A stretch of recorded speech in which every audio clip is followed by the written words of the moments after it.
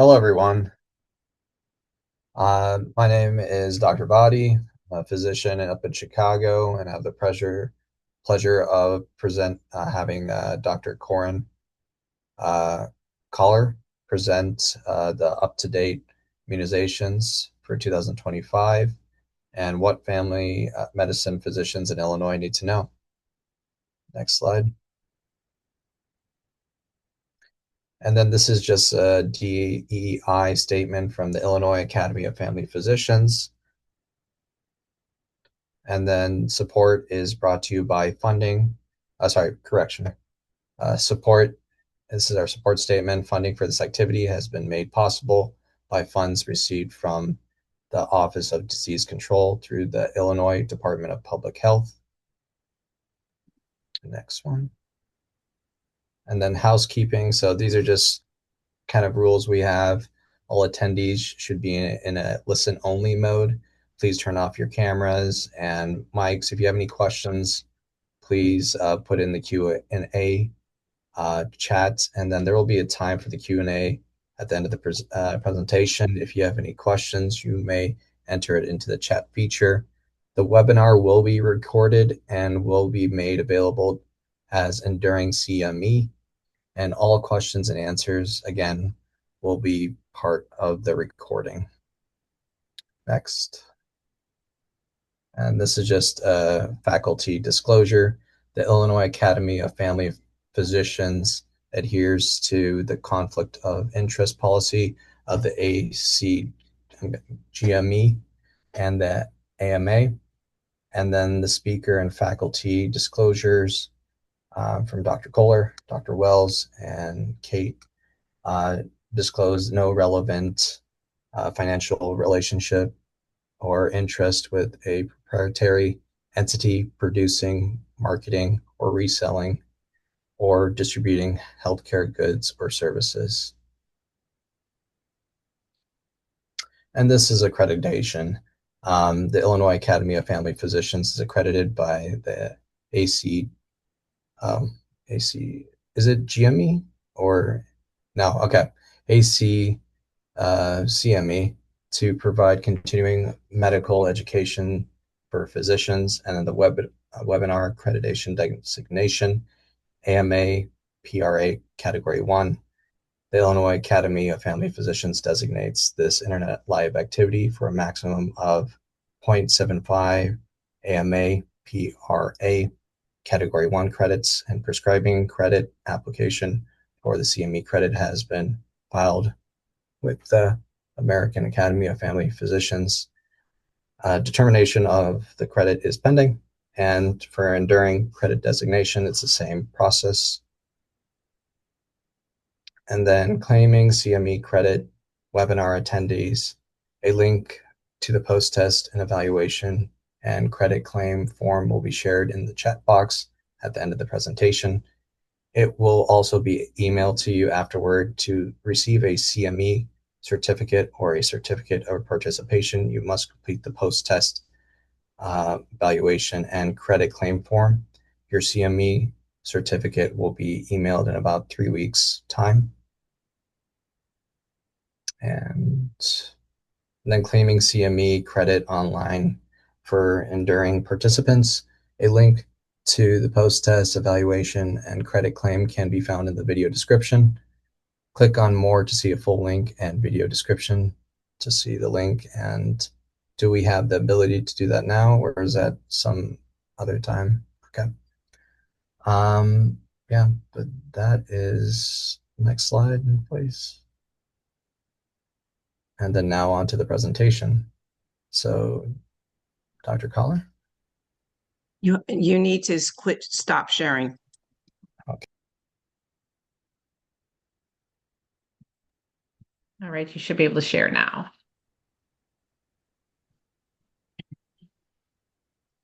Yep. Okay. Whoops. Let me pull it up. There we go. So good afternoon, everyone. I'm pleased to be with you this afternoon. And as mentioned, if you have questions, please put them in the chat and we will answer them at the end. I'm sorry, By Dr. the end of Kohler, we this, don't see your slides right now. We just see the Zoom screen. oh, okay. Why is it not showing my? Try again. Can you? No, why don't you stop sharing for a second and then maybe try again. It's just showing, it's not showing the Right. slides. Yeah, it's just showing the AAFP. Okay, let me try it again.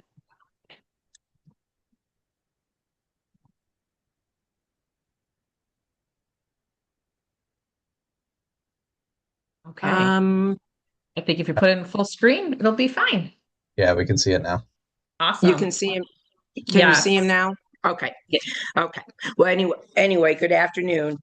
By the end of the webinar, you should be able to describe the latest updates to pediatric and adult immunization schedules, including CDC, ACIP, and AAFP recommendations, identify new vaccine guidelines for the RSV, MMRV, and COVID-19, including the considerations for co-administration and high-risk populations, discuss the recent changes in the vaccine policy and access in Illinois, including the impact of ACIP and VFC funding.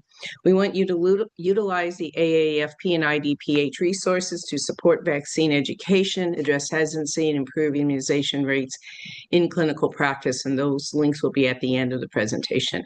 And talk about apply shared clinical decision-making principles to vaccine recommendations for specific populations, primarily adult. For an overview, our purpose is for family physicians just to get to kind of talk about the updated 2025 immunization schedules in Illinois with kind of concise and clinically relevant update. We'll cover pediatric and adult immunization schedules. We're going to highlight some differences and address some recent changes in vaccine policy and access specific to Illinois. We're going to give some specific attention to COVID-19 and MMRV vaccine updates, and again, the Illinois-specific vaccine policy changes and effect from VFC. The focus on shared clinical decision-making and guideline recommendations. And as mentioned earlier, our webinar is supported by the IDPH grant funding and Illinois Academy of Family Physicians. So we're going to talk about pediatric immunization schedule updates. Sorry, I need to go back one. Sorry, I hit that too fast. Okay, so the pediatric immunization schedule for 2025 from the CDC immunization guidelines outlines the routine vaccines from birth to 18 years with timing and also the catch-up schedules. The AAFP endorses the CDC schedule and also promotes the standing orders and electronic health record reminders for vaccine compliance. ACIP detailed guidance is actually part of that CDC immunization schedule. It's the notes section that's added in with offering guidance for the high-risk groups, discussing shared decision-making and immunization plans. Combination vaccine updates. Many of you are aware that there is a change with MMRV where the combination vaccine now is recommended ages 4 and above. So differences in interpretation and emphasis among the organizations highlight the importance of understanding each of the clinical content. Moving on to the adult vaccination schedule, again, the CDC schedule is age-based and condition-based. The ACIP detailed guidance is part of the CDC immunization schedule, and it provides the tables and the notes guiding the vaccine use based on condition and risk. The AAFP aligns with the CDC recommendations, but also places greater emphasis on the shared clinical decision-making, especially for vaccines like HPV and COVID-19. And again, differences among organizations may affect your clinical decisions, especially regarding timing or vaccine formulations in prioritization. And remembering that as family physicians, we should use these schedules in conjunction with the patient to customize immunization plans for each patient. This table just starts with some of the key differences. For COVID-19, CDC recommendation, basically 6 months and above annual vaccination for all eligible age groups. They emphasize for ages 2 through 18, high risk and shared clinical decision making. The recommendations also include pregnancy and high risk populations. AAFP is endorsing COVID-19 vaccination for all adults and children with access for families who want vaccination, even if not specifically in a high risk category. There's also emphasis on pregnant individuals and early infancy coverage of those categories. Moving on to RSV. As we know, RSV is an age-based vaccine. Different formulations are available for different ages. Infants primarily will get coverage through maternal vaccination or vaccination as an infant if their pregnant mother was not vaccinated between 32 to 36 weeks. Individuals above age 75 are recommended for routine vaccination. That's a single time, one-time dose. Those 60 to 74 with risk factors. And again, emphasizing maternal vaccination if 32 to 36 weeks gestational age during the fall vaccine viral season period. And again, AAFP is really emphasizing making sure we get those pregnancy and early infancy vaccinations in, as we know that reduces disease, morbidity, mortality. Influenza, again, annual vaccination for everyone 6 months and above. No real difference in the guidelines. And again, AFP recommending that good communication tools for patients, especially if there's vaccine hesitancy. So, and just as a reminder, influenza, COVID-19 are annual vaccines. RSV in an adult is a single one-time dose. Changes for MMRV below age 4, the combination is no longer recommended by ACIP and CDC. The combination vaccine itself is approved for ages up through age 12. So the combination then is recommended only for ages 4 through 12. This aligns with the AAFP recommendations. And again, just in general, we want to promote combination vaccines where available, just for increased vaccination rates and efficiency. HPV, really no change. The shared decision-making for adults 27 to 45. And again, AAFP really endorses that shared decision-making, having that discussion with your adults age 27 to 45, initiating that individual counseling for that age range. A pneumococcal, again, is age-based and condition-based. It can be somewhat complicated as to what to administer, but there haven't been any recent changes. Hopefully you're using a pneumococcal app to help you decide what your individual patient plan is, especially for your adults or any catch-up. There are newer formulations that are available, and making sure that we're using the most up-to-date advice on the new pneumococcal vaccine.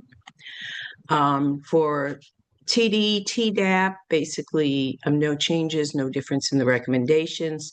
It is a Tdap during each pregnancy, no matter the interval. That is the current guideline. Hepatitis A and B, again, risk-based for adults. Meningococcal, we now have a couple different formulations, including the pentavalent formulation, routine for adolescents, risk-based, and other times, and condition-based. Again, CDC, AFP align on that. Varicella, between ages 1 and 4, it's going to be a single vaccine, not a combination vaccine. 4 to 12, providers and parents and guardians have the option of either co-administering or combination vaccine. And then age 15 and above, it is the 2-dose Shingrix. Polio vaccine, again, no real change in guidance and no difference between the recommendations. Moving on to some specific vaccine recommendations. On the COVID-19, again, it's an annual vaccination for all eligible age groups, age 6 and above, with specific recommendations for your high-risk populations and pregnant individuals. And the CDC recommends at least 1 dose of the current vaccine formulation, with additional doses for those age 65 and older or with underlying conditions, as outlined on the CDC page. And the AAFP supports these recommendations and emphasizes the importance of access and patient-centered care, particularly in our underserved rural areas, particularly any parent and that 2 through 18 age group that is wanting a booster or an initial vaccine for COVID should be able to have access for that. And we just need to really follow the evolving guidance and schedules as they come about, because right now, like flu vaccine, it is an annual vaccine. Moving on to the MMRV vaccine. MMRV is essential in the pediatric immunization schedule. Prior to September 2025, the prior vaccine schedule said for dose 1 in children 12 to 47 months, it is recommended to administer MMR and varicella vaccines separately. It can be used if parents or caregivers express a preference. The difference now, the change that ACIP recommended and CDC adopted, is that now the MMRV vaccine is an option for children who are ages 4 and older, that it is not considered an option for under age 4. So the MMRV combination above age 4 through age 12, prior to age 4, co-administration, but not the combination. And AAFP is in alignment with that.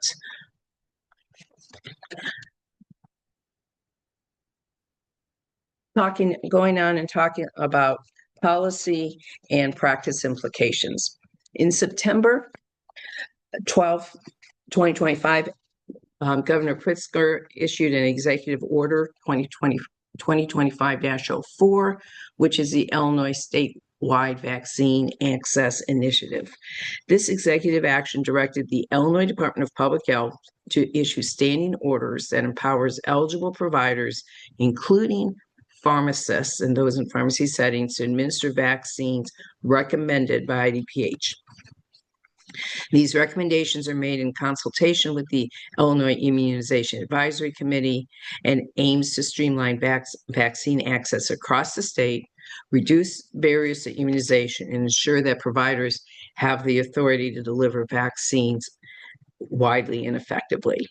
By leveraging standing orders, the state facilitates broader participation in vaccine administration, especially in community-based settings, enhancing the public health outreach and hopefully increasing vaccine coverage. So in the Illinois Immunization Advisory Committee met in September 22nd, and recommended guidelines and vaccine guidance, which the Illinois Department of Public Health released on September 23rd 2025.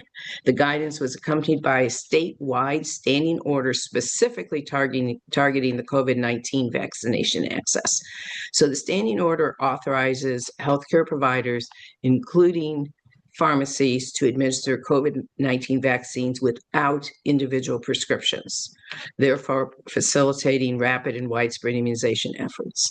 Also, the guidelines, while it is a general recommendation that for all individuals age 6 months and above to receive the COVID vaccine as per age appropriate guidelines, we specifically prioritized those that are considered high risk and immunocompromised.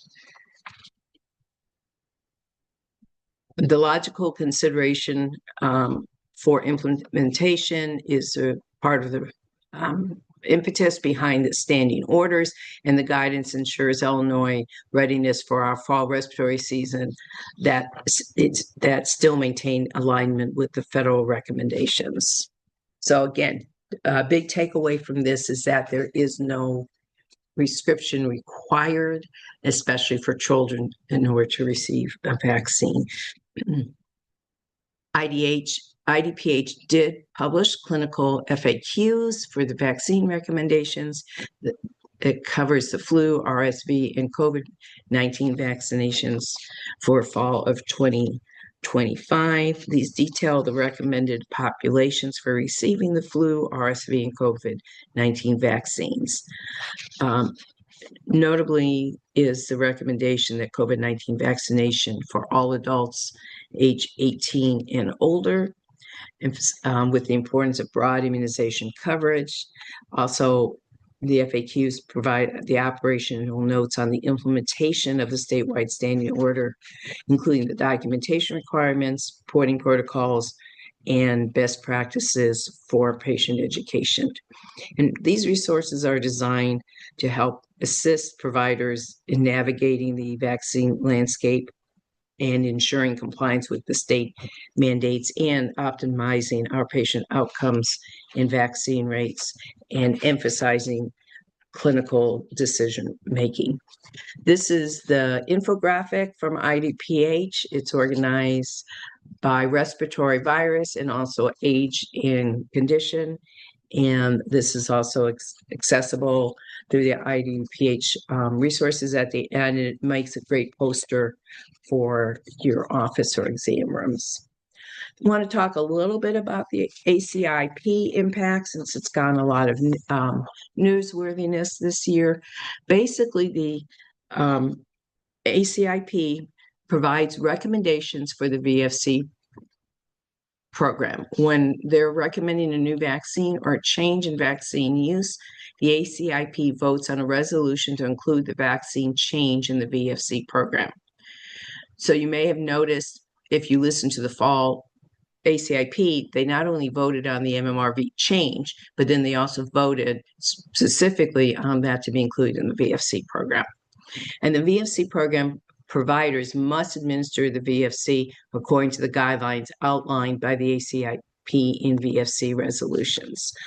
So their ACIP recommendations directly impact VFC program changes. It's why it's important for us to stay informed about updates that, while they're recommended by ACIP, the approval comes through the CDC, but then they do impact the VFC, and basically VFC funds what is approved. So for example, back to the MMRV vaccine, if you as a VFC provider at ages 4 to 12, you can give the combination vaccine, you can co-administer them separately, full coverage. Before age 4, the only thing that will be covered is either separately or co-administered. It would not cover the combination vaccine. So understanding that ACIP relationship with the CDC, and then how AAFP takes that guidance and adds it into their immunization guidelines, helps aid the accurate immunization guidelines. And it is important that that at least the recommendations that are adopted by CDC are something that we maintain accurate communication with. Talking a little bit about clinical integration and resources, basically applying shared decision-making. Many of us already do that in our practice with chronic illnesses and other things. We're going to talk about it specifically as relating to vaccine. So it allows you to help personalize your adult immunization by balancing risks, benefits, and patient preferences, utilizing the guidance that comes from both CDC, AFP, and other organizations provide the guidance supporting the shared decision-making and the discussion that you may have with your patients. It is important as physicians that we need to document those discussions. It's especially important to document vaccine refusals. There are ICD-10 codes that can document vaccine refusals. There are also some suggested wording for documenting that in the resources available.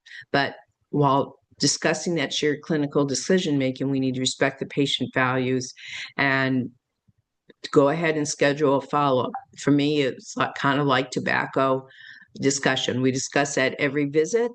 It's just part of the routine. And this approach can help you build not only good communication skills, but patient trust, and hopefully increase your vaccine acceptance and vaccine rates, especially among hesitant groups. And there are good patient education materials that are available. One of the things our practice always did, besides documenting refusal, was, at least for the pediatric population, you always hand out the viz sheets for the VFC vaccines that they may be refusing. So let's talk about some key takeaways. I think we need to stay current. So make sure you're keeping up with any updates that come from the CDC, AAFP, if you read the AAP, other organization updates, and you're applying the latest current immunization schedules in your clinical practice. Make sure you're incorporating the shared decision-making, especially for adult vaccines like HPV and COVID-19, but also some of those optional adolescent vaccines that share decision-making with not only your adolescent, but also their parent or guardian.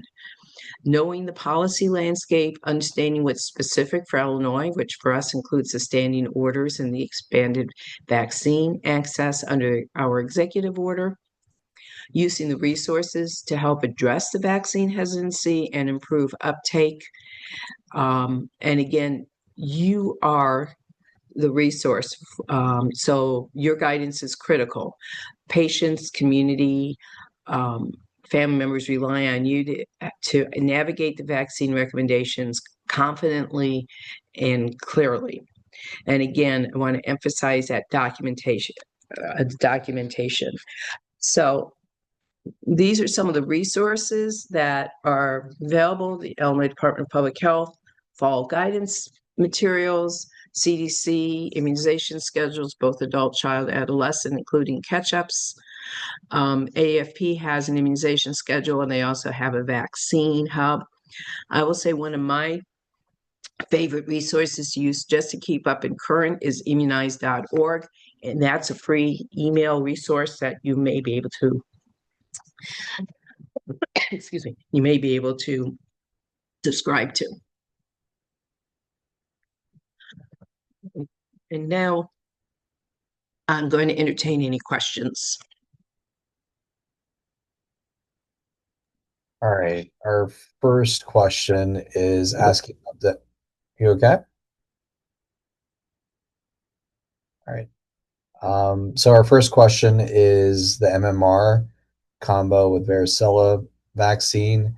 Can it be used between 12 and 15 months of age? I think that's basically, I believe one of the participants was saying that it was not recommended and they wanted to know why exactly. Okay. So the current landscape is the vaccine itself is FDA approved for ages 12 months to 12 years. But VFC recommendation that was changed in September is from ages 4 and above. Now, if you're not using the VFC vaccine, commercial insurance tends to follow the VFC recommendations, but maybe not necessarily. And the main reason why this recommendation was changed because of the small but real risk of febrile seizures in that 12 to 48 month age range. And it was why, as I read, even prior to the current change, the recommendation really was that they be co-administered separately and not as a combination. And probably 90 to 95% of the time, that is what was the practice prior to the recommendation change. So this is kind of a may you? I mean, if you sure, you can pick that combination syringe up, but will you get reimbursed for it if you use the combination before age 48 months? Probably not. So I hope that answers the question.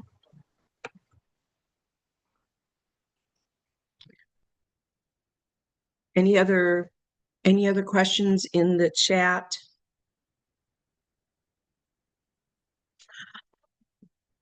So I want to point out a couple of things. Well, if we have an extra minute or two, one is that on the meningococcal vaccine, it was approved prior to this year that the pentavalent can be used in that adolescent group, so that you're not having to give 2 doses of that MenB separately.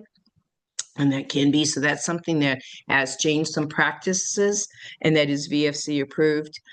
The other one is really with all the changes with pneumonia, you'll have a lot of adults, I think especially in that lower 60 to 70-year-old age range, that may feel like they've had pneumococcal vaccine, but run that Pneumovax app. Make sure that they've had the most updated pneumococcal coverage, because as you're aware, we've changed even the pediatric vaccine to 15 and now the adult vaccine. So just continue to watch for that pneumococcal landscape to change. And again, just a reminder that as of now, COVID-19 is an annual booster or initial vaccine similar to the influenza vaccine. It's on the CDC website. I believe it's Pneumovax. I actually hid my phone during the presentation. So if you just look for the pneumococcal vaccine app in your Play Store or your iPhone store, you'll find it.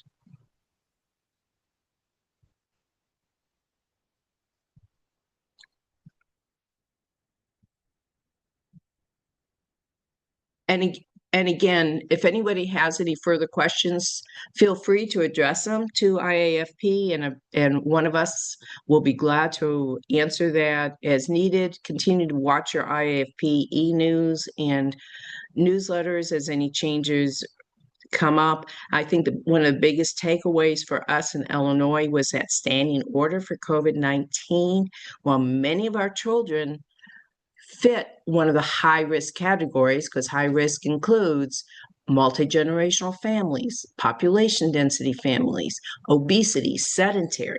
Many of our children fit one of those qualifications, but a parent or guardian requesting a vaccine coverage, especially as we go into this, winter holiday family gathering season, that is definitely something that we should not be putting any barriers to access.